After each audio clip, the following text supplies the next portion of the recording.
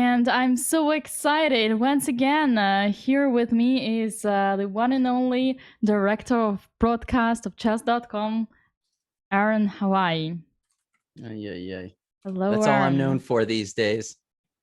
How are you That's all they know doing? me for. I'm good. So G3 is already opening. You don't need to know that. It's just that the fact that it exists and you reacted in a good way. D5 is correct.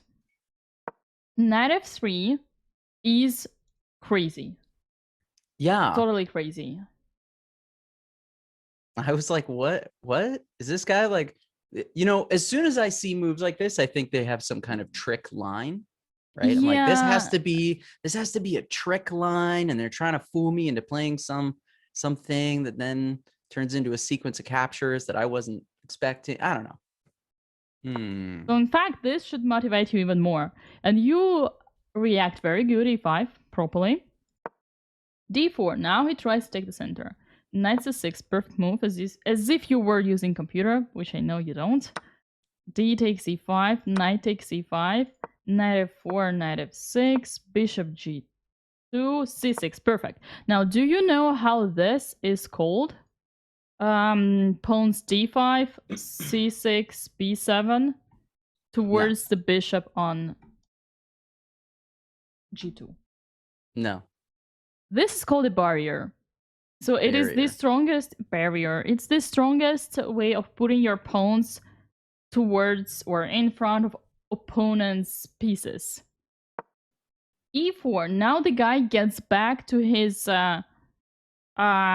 story. He plays a good move. He breaks through in the center. That's okay, but he's lacking development. Right. I guess that is clear for you, right? He has a bishop and a knight, which makes them 2. The rook, okay. 2.5, I would say. Okay, maybe 3. But you have 2 knights and a bishop, which is better. Already developed. So you go knight takes c4, bishop takes c4, d takes c4, rook takes e4, and now your position is just crushing. You're crushing. Your position is winning. Why is it so? Well, yeah, once again, hard to explain it to you when you want it. So you're supposed to be understanding, but sometimes you might not actually be understanding what's going on there. So, do you have any idea why you have an advantage here? Why you have an advantage here? I think because from here, I feel like I have a lot of choices, and a lot of them like are active, and there's probably some tactics that will just start to happen naturally that from everything that's going on here. I can develop things with tempo, right? Like I can develop my bishop attacking the rook, but also, that gives me another move that I get to use while you're continuing to shuffle pieces that instead of developing your stuff, like I feel like I have 2 or 3 moves of extra time because of the moves that they've had to make. Okay, 93. Well, yeah, we'll see how it goes. 93. Bishop takes. C takes. Okay, here's the thing. Oh my god, I don't have much to say. In fact, I have nothing to say. Yeah. It doesn't. Oh no, that's okay. So the last 10 minutes of our lesson we have spent on nothing. You didn't do any mistake here. I have nothing to tell. So let's go to the next game. Perfect. So you were playing with black, and you play here like me, which is even more frustrating than everything that happened before. Okay, so I guess you might have seen me playing this, but the point is you should never play this. Being a beginner, you should never play Scandinavian. It's very, very bad. It's a bad direction. Yes, it's a very bad direction. And I do not advise it to any beginner. I mean, my apologies for calling you a beginner, but let's say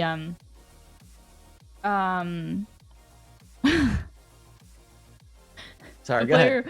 A player, anyone until 1800. Let's go like this. Okay. As long as you're not 1800, I do not recommend you to play Scandinavian. Well, did you know that it was called Scandinavian? Yes. Okay, good.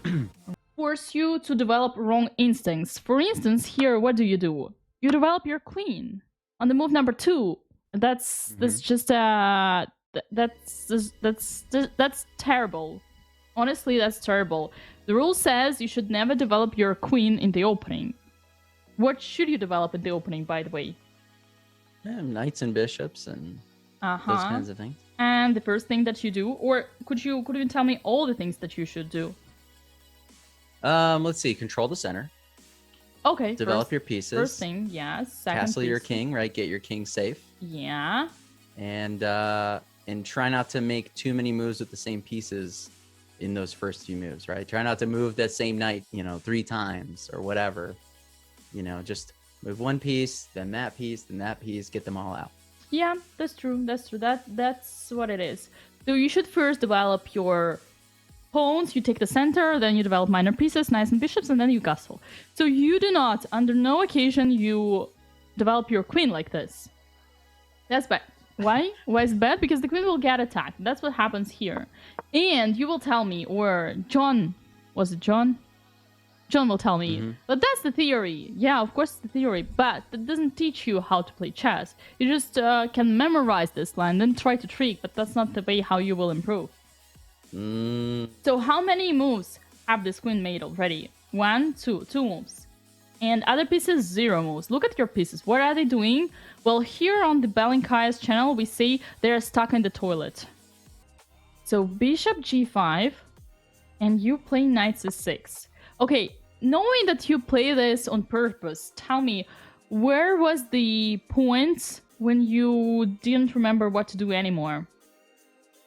In this game? Yeah, like where? Until what moment were was your knowledge of theory? That was complicated. Okay, yeah. When did you start thinking on your own for the first time? We will see move number 1. I mean, I don't know that I would say that I thought too long about this, because this move just seemed kind of odd to me, and then I stopped, right? Because this usually doesn't happen so soon in this kind of an opening, right? So I'm like, okay, that's weird. So let me take a moment to think about, is there a way that I can capitalize on this weird move that they just made? Because it's not really, there's no threat, right? This pawn hasn't moved, so there's no pin. So why should I even care for now that bishop is there? So I thought, okay, I can win a pawn by just taking this. And then if they trade, great. This is still not a problem after that if we did that. And then I would just continue to develop normally. Plus, after trading all of this off, trading the queen off, then I can move this pawn and it's not pinning anything. So it's still not dangerous. So that was kind of like, that was my first think right there. Okay, and what about the center? How do you plan to take the center? No idea. You see, that's the thing. It's I was because just of kind the of thinking opening. about material, right? Yeah, it's because of the opening that you need to take this. Like in any opening, you need to take the center. If you don't have the center, you need to compensate it. How could you compensate it? By some kind of dynamics, activity, pawn breaks. Yeah, but that's not the case for now. Let's see. Knight d5. What is that? Did I play that? Some guy called Aran Hawaii did. If that's kind of a sus. It's sus. Okay. So what's wrong with it? Tell me. Because there might be some way where you can interrupt my queen's protection of my knight and then take it. There's some sort of sequence where you can remove the defender here, perhaps, or I don't know. I think part of me was thinking like, this is okay because if you take, then when I take, I'm attacking 2 pieces at once and you can't defend them both. So I was like kind of thinking tactically, like this kind of works for me in a way, right? Because it gets my queen out there. You were looking for tricks. You were looking for tricks. As but, every good chess player does. Am I right? as every American chess player does, as every Western chess player does, as every I don't know, sharp, dynamical chess player does. It's very like I know. It's called monkey. It's called monkey. Monkey brain. Okay. Monkey chess style, yeah. Okay. Monkey chess. All right. I know a guy who's gonna love that also, term. yeah, jumper. Okay. So my point is that who said he will take? How much respect to your opponent do you put in the way you think when you think like this? And the last but not least, it's true that you will be attacking two bishops, but one of them will be able to escape from the attack with a tempo. Do you see how?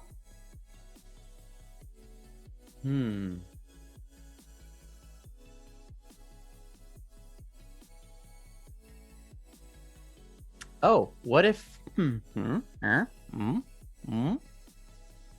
what if this move, now you've added an attacker to my knight, and I don't have an easy way to redefend it. Like if I push this pawn, I lose my queen. So Okay. now it's actually more dangerous for me than I probably realized. Well, now I complicated a little bit the idea I wanted to give you. In fact, my question was, in the way you were thinking, when you played 95, you wanted the following line to happen. Knight takes d5, queen takes d5. So in that particular line, when you said that the queen would be attacking both bishops, I said, it's true, but it wouldn't be dangerous because one of the bishops would be able to escape with a tempo. In this position. Yeah, so I'm trying to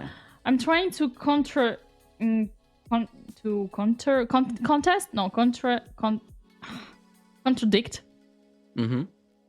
the way you were thinking. How do they do that?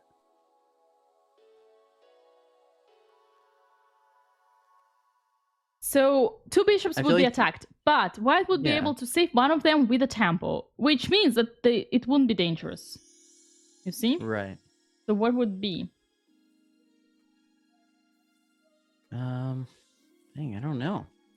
Okay, look for all the moves with a tempo, or what does a move with a tempo mean to you? I mean, this one maybe because it attacks my queen, but then I'll just come over here and take that bishop. Yeah, so this one is not working. No, this is not what it means. Let's see. What's loose that the dark square bishop might be able to pick up?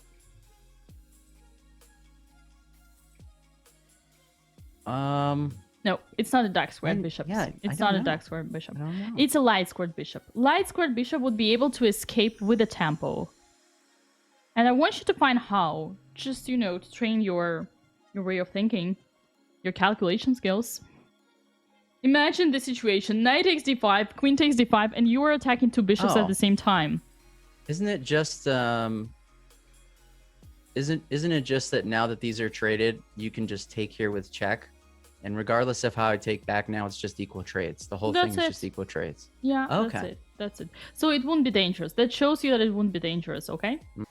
Okay, a disappearing move. I would translate it like this, again from the Russian. I have no idea what's the term for it in English, but I think you understand the reason. So the bishop g4 move disappeared because in the end of the day, you still played bishop f5.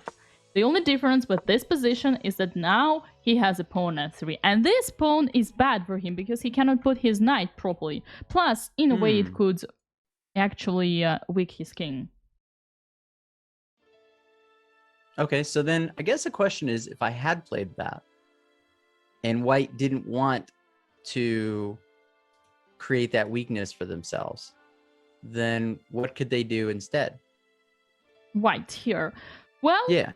Simple knight f3.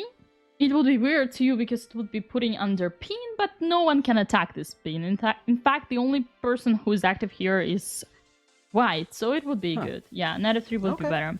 It's once again, it's a little bit level up. You might not need this one for Vegas, but one thing you do need is to avoid moving your piece twice, yeah, and not to play the Scandinavian, of course.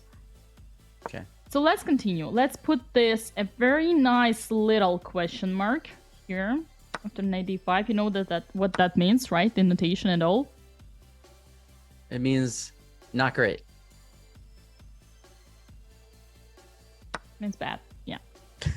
Knight d5. Okay, here we go. You got a chicken. You got a chicken for your dinner. Chicken answered on your call and took that knight. Okay, queen takes, but the chicken was quite smart because it found a way how to avoid your knife by playing bishop takes c6.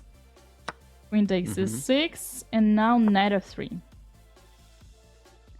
Bishop g4. Okay, in fact, after all this, like I was criticizing you and all, but in fact you got a better position after all.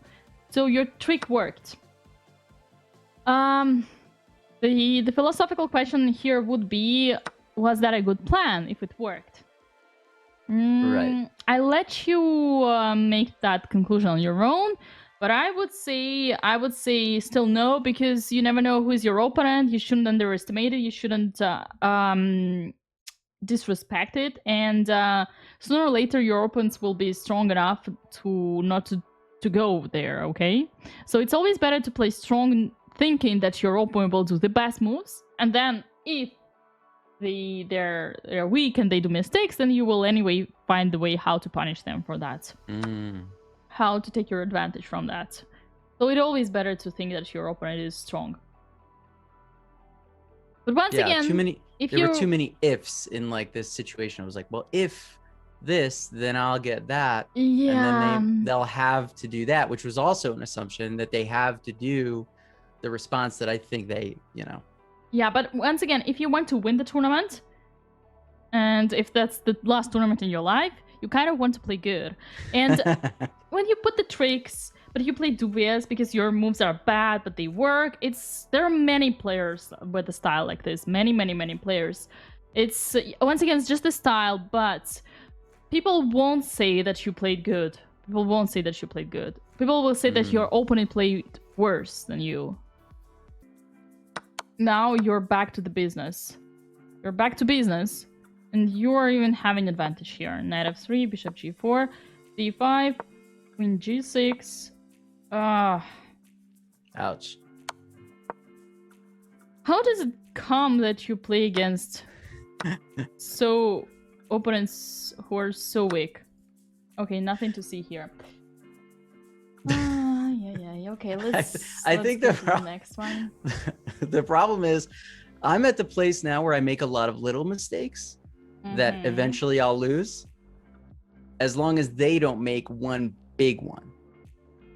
But then they just happen to make one big one, and I'm ready because I'm hungry for that big mistake. I realize like I'm slowly making too many mistakes and losing. I'm like, okay, the moment that they do something really weird, I'm back. That's all it's gonna take. Thank you so much. Yeah, you're welcome. You're welcome. I hope this was helpful. I hope I wasn't too harsh on you, because sometimes I get off the limits. I hope that didn't destroy your confidence, and that you will feel inspired for your future victories. Thank you so much. Bye everybody. Bye Dina's chat. Bye. See you later. Thanks. Bye. All right, bye.